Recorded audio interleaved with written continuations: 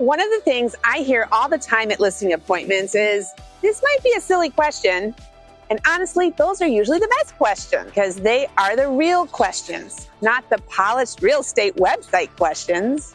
The real things people are wondering about when they are getting ready to sell. Do I need to paint over my kid's mural? What do I need to move before photos? What do your past clients actually say about you? How do I know if we're pricing our house correctly? These are the conversations I have every week with sellers across Northbrook and the North Shore. So today I want to walk through some of the questions people ask me most often before they list their home. First question, Caroline, what do your clients say about you? I love when people ask me this because I think you should ask it. Selling your home is a huge deal. You should know what it's actually like to work with somebody before you hire them.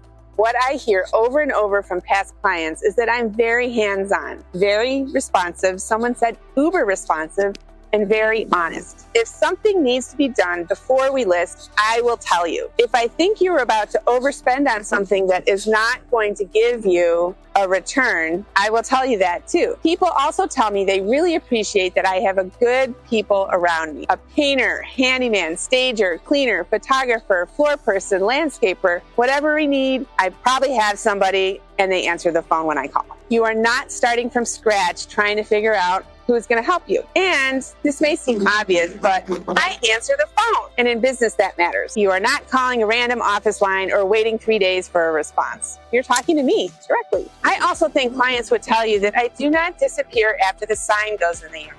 I'm with you every step of the way. There are always things that come up during a transaction.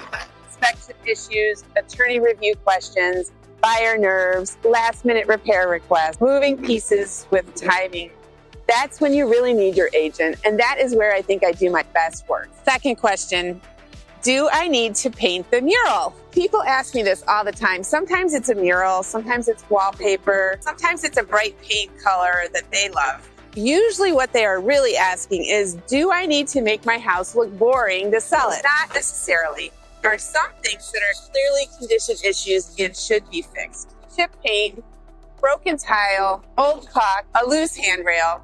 Things like that make buyers feel the maintenance has been ignored. Then there are style issues. Sometimes a mural's totally fine. It works with the space. Sometimes a buyer walks in and they can see the mural instead of the room, and that's all they focus on. That's where I come in. I will tell you honestly if I think something is hurting the value or if it's fine to leave. A lot of times sellers are worried I'm going to come in and tell them to spend $50,000 before they even list. And that's not my style. Staging's not about spending money. It's about making the house appeal to the most buyers. I want you to spend money where it matters and skip the things that don't. Sometimes that means paint. Sometimes it means carpet. Sometimes it means absolutely nothing except cleaning, decluttering, and better lighting. Every house is different. Third question, what big pieces do I need to move before staging day? So the more effort we put in before photos, the more equity at the closing table. That is directly true. Buyers make decisions quickly. They are scrolling Zillow late at night. They are deciding whether they even want to see the house based on your photos. I always tell sellers that buyers are distractible. They will spend 5 minutes talking about your family photo wall and never notice the beautiful trim work, fireplace, or built-ins right behind it. Usually the first things that go are the oversized furniture pieces, extra chairs, bulky hutches, toy overflow, crowded bookshelves, and too much on the countertops. I also almost always recommend taking down most family photos before pictures. Not because there's anything wrong with them, it's just that we want buyers to focus on the house. Closets matter too. Buyers open every closet, every pantry, every cabinet. If things are overflowing, buyers start to think the house does not even have enough storage, even when it does. And if there's a smell, you have to deal with it. Pets, strong food smells, mustiness, litter box smell, old basement smell. If buyers walk in and notice an odor right away, it's hard to recover from that. A lot of getting a house ready is not glamorous. It's editing, it's simplifying, it's making sure buyers notice the things that you want them to notice. Last question, how do I know if we're pricing it right? This is probably the most important question, right? Pricing is not just about what your home is worth. It's about what strategy gives you the most leverage. I work in pricing brackets intentionally. For example, if we think your home should be around $600,000, I would much rather price it at $600,000 than $599. At $600,000, you show up in two search brackets. Buyers looking up to $600 see it, and buyers starting at $600 and above see it. At $599, you would miss that second group completely. Who wants to do that? I also do not love pricing like $999, $999. In luxury and upper end markets, I think it can make a home feel less elevated than it is. Then there's the actual strategy. There's aspirational pricing, where you price a bit higher and leave room to negotiate. There's perceived market pricing, where you're right in line with where the other comps are selling and where the buyers expect it to be.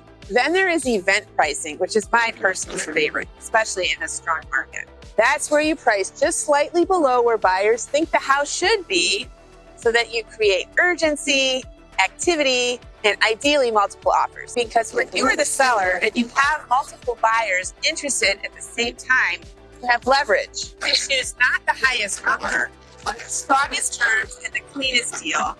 And the buyer is most likely to get to the closing table. That is the best position to be in. And if we launch and the activity is slow right away, I do not believe in sitting for 6 weeks hoping things magically change. The market talks pretty quickly. If we are not getting second showings, strong interest in the first couple of weeks, then we need to look at whether we missed the mark and adjust. These are the questions I love because they are the real questions that matter and that buyers and sellers have on their mind. If you are thinking about selling and you have some of these same questions, reach out. I'm always happy to talk through timing, prep, pricing strategy, or even just whether now is the right time to make a move. I'm Caroline Gow with Real. I work with buyers and sellers across Northbrook, Deerfield, Glenview, and the North Shore and the northwest suburbs of Chicago. And if you want more North Shore market updates, behind the scenes, listing prep, and real estate tips, follow me on Instagram at Northbrook Realtor Caroline. Bye for now.